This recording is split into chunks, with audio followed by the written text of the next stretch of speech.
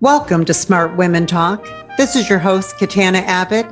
I'm a midlife millionaire coach and a certified financial planner, and I search the world for smart women and a few good men, including best-selling authors and thought leaders who are on that leading edge.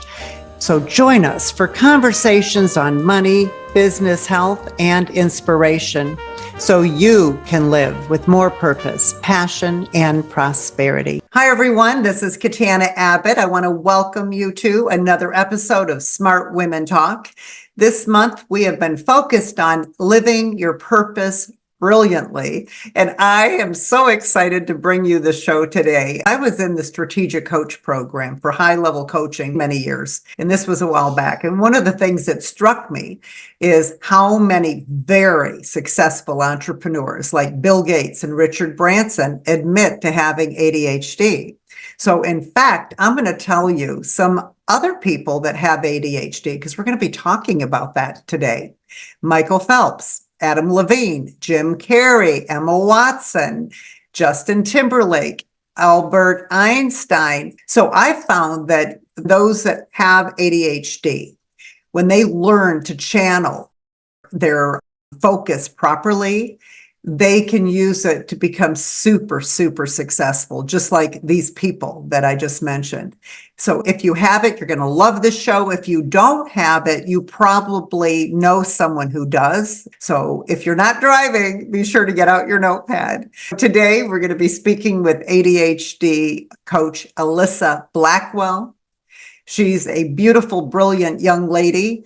She's going to share with us how to find your superpowers with ADHD. So we're going to talk about what makes ADHDers uniquely powerful, how to change the way we view neurodivergence, and how to let go of the shame of being different. Thank you so much for being here. I'm so excited to have a beautiful young person on the show. You bring so much vitality and a new type of wisdom to us. So welcome to Smart Women Talk.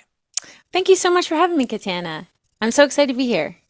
Okay, I would like you to share with us a little bit about your story and your journey.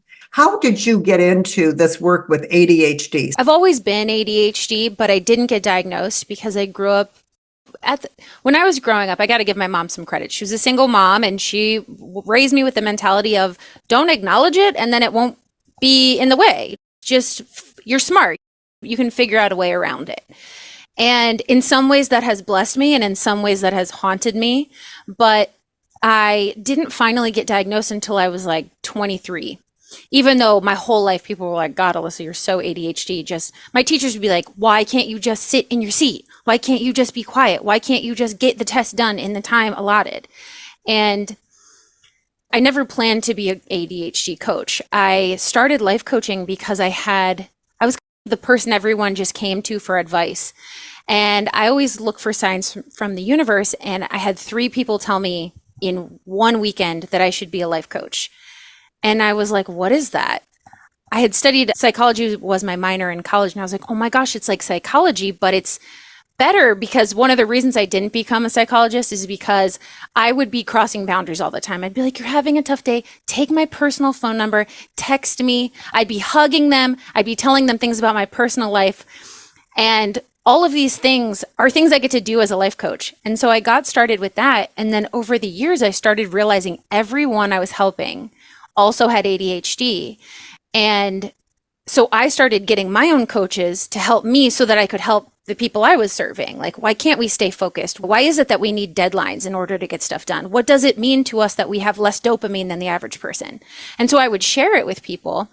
I've been coaching for 6 years, and just last year, I finally was like, I'm going to put my stake in the ground that I want to help ADHDers, specifically women, and specifically those who want to be leaders of some kind. So it's a lot of entrepreneurs or people who lead at companies or people who just want to be leaders in their own life. They're like, I want to take control of my life.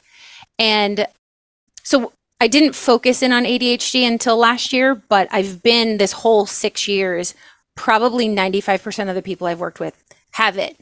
And so it's become very near and dear to my heart because all that I've learned has helped me immensely, but it's also been something that I've been able to use to help women, which is huge to me, is helping women. I was raised by a single mom. I know how hard women have it. And I saw my mom be the mom and the dad and the breadwinner and try and raise 3 children. And it's a lot. And so I have such a space in my heart for helping women excel. And I felt like this was the best way to do that, is helping them understand their ADHD and, more importantly, work through the shame that comes up with it, which I know we'll get into, because shame is such a huge part of the work that I do. So before we go any further, what is ADHD, and is it the same as ADD? So yes, it is the same as ADD. When I was growing up, I learned that ADHD was more like hyperactive bouncing off the walls, because ADHD, to answer your question, is attention deficit hyperactivity disorder. They have now taken ADHD and ADD and been like, it's the same thing. Henceforth, we're going to call it ADHD.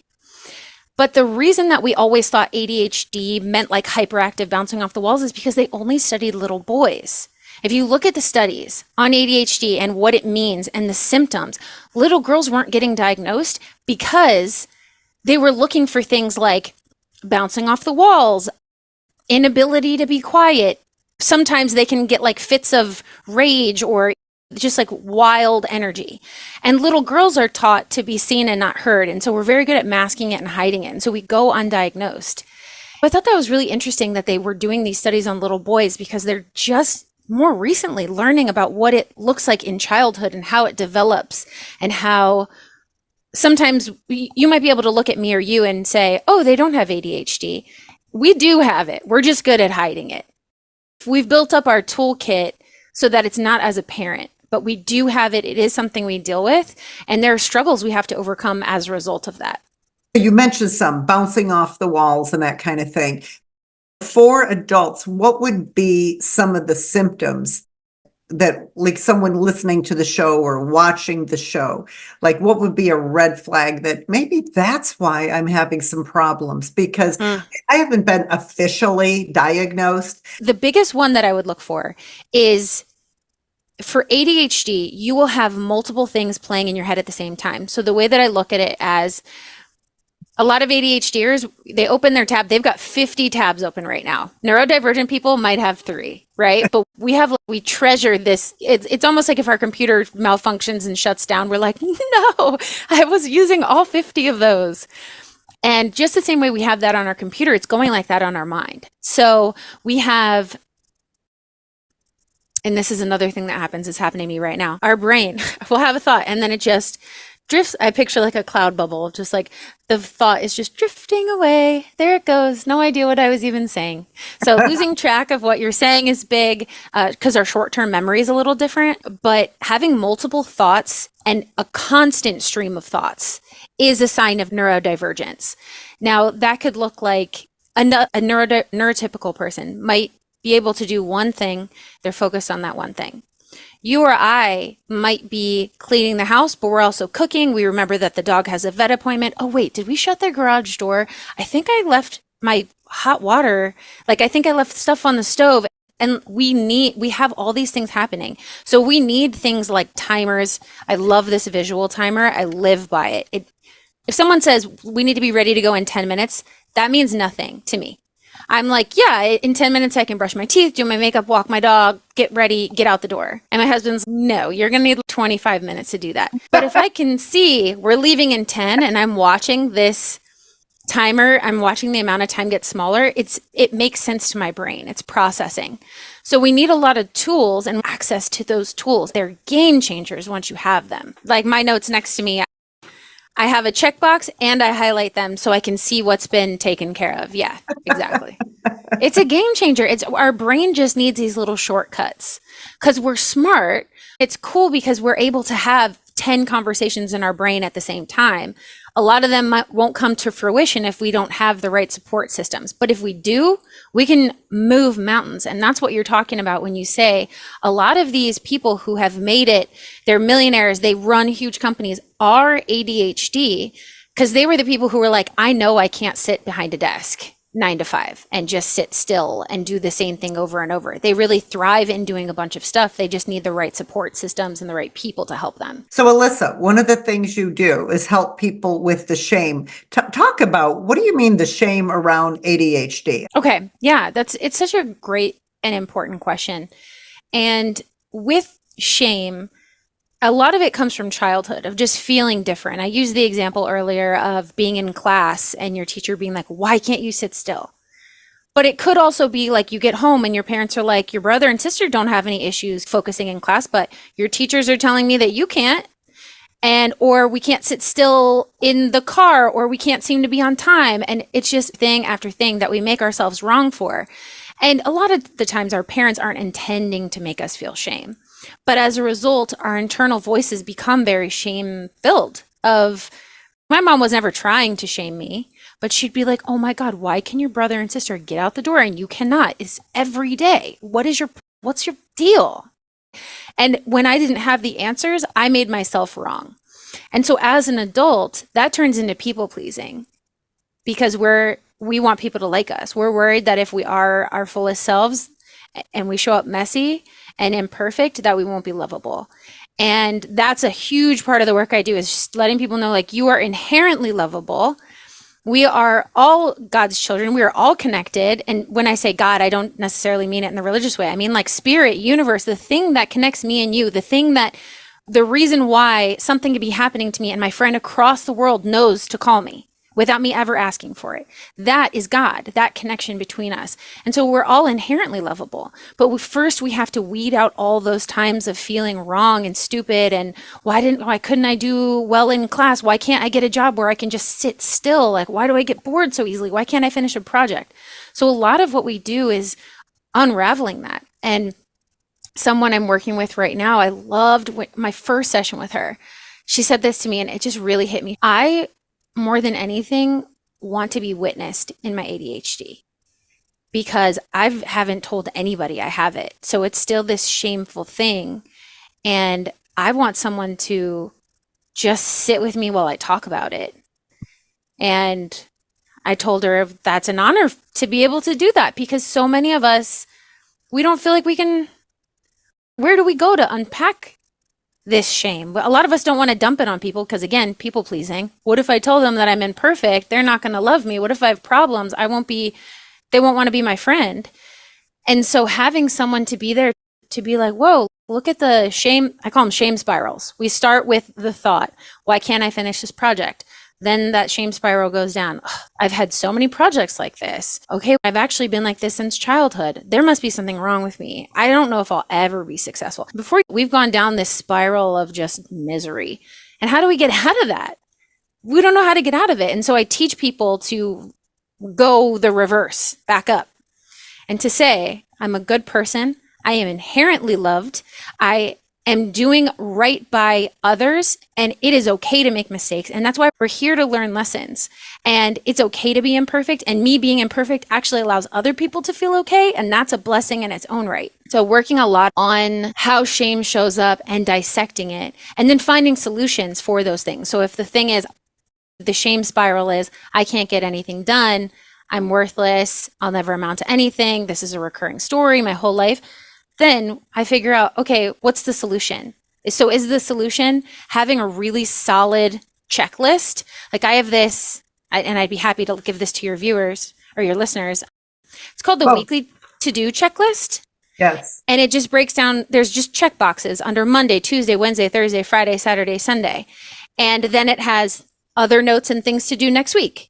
I give it to people that I work with, and they're like, this is like the most game-changing thing. I'm like, believe it or not, it's just a list. It's just a list, but just getting it out of your head and writing down not only what you need to do, but how much time you think it'll take. And then use your visual timer. So if I'm dreading doing something, I was out because I had COVID. I was like, oh, I'm going to have like 90 emails I got to go through.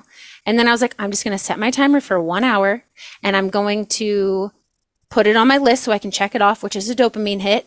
And pairing these things together makes such a difference. And then over time, the shame spiral just stops happening because you're rewriting your story. This timer is on Amazon for $20. I'm happy to send you the link. You can share it with people. When you go into your phone to set a timer, oh, I have this upcoming thing. Someone texted me. I should really get back to that. Oh, I left this app up, and we're getting distracted, right? So I like a thing that doesn't require me to use my phone. Or if you have an iPhone, you can enable the side button and you can say, set a timer for 30 minutes. And then I put my phone back down. So limiting your use of your phone will help, especially people my age who get sucked into social media. Just avoid your phone if you can. You'll be so much more productive. We're getting close to the end here. And Alyssa, is there anything we miss? Is there something you want to cover before we wrap today? I just want to say this one thing about relationships because I think it's a good kind of starting point. Coming back to the people pleasing that we experience of feeling like we won't be lovable if we state boundaries or tell people whatever it is. Something that's been really helpful with my husband is really stating to him the things I'm learning about ADHD because he doesn't know. He doesn't know. He's just, oh, that's Alyssa. She's just like kooky and like all over the place and starts a puzzle and then walks into the other room and starts cleaning out under the bed. But relaying to people that I've just started, it helps a lot with shame in relationships if you just name it. Before, when I lost my train of thought, I was like, there's my ADHD. In the past, I would have been like, I can't believe I forgot. And I would have made it this big thing. So just practice just saying it and let it be a normal thing. And over time, it won't be something that you're ashamed of. And over time, you'll start to learn all the benefits of it and the creativity that comes with it and the compassion and the visionary aspects of it. There's so many beautiful superpowers to ADHD. And that's where I'll end. Love it. And we can see your enthusiasm and passion about this. And this month, we are celebrating the whole thing about living your purpose and your passion brilliantly. And I can see you're doing that. So I know people are going to want to contact you. Can you tell us how to get in touch with you? Yeah, absolutely. Even though I was saying I don't love getting into my emails, I actually do love receiving emails from people who listen to shows. So my email is super easy. It's just alyssa@alyssablackwell.com. My website's alyssablackwell.com/ADHD if they're interested in learning more. But they can also go to my website and download that weekly checklist that I was talking about. And on my socials, name is My Life Coach Alyssa. My Life Coach Alyssa. Mm-hmm. Thank you so much for being here. Yeah, thank you so much for having me. Thank you again for being here, Alyssa. It's been a pleasure. Thank you so much, Katana. You're welcome. Everyone, we want to invite you to please come to joinsmartwomen.com. Join our list. You'll get our newsletter. You'll know who's on the show. You'll get lots of free gifts and programs. We're always having something new. And then when you're watching or listening to the show, be sure to like us, to subscribe, and then to share the program with your friends. And until our next show, go out and live with more purpose, passion, and prosperity. Smart Women Talk is brought to you by Smart Women's Empowerment, a 501c3 nonprofit project of United Charitable. Music by Bill Lucas from his album, When It Rains. Available on Apple Music and Spotify. Catch us wherever you listen to your favorite podcast. And be sure to join our free community at joinsmartwomen.com to access all our free Smart Women resources.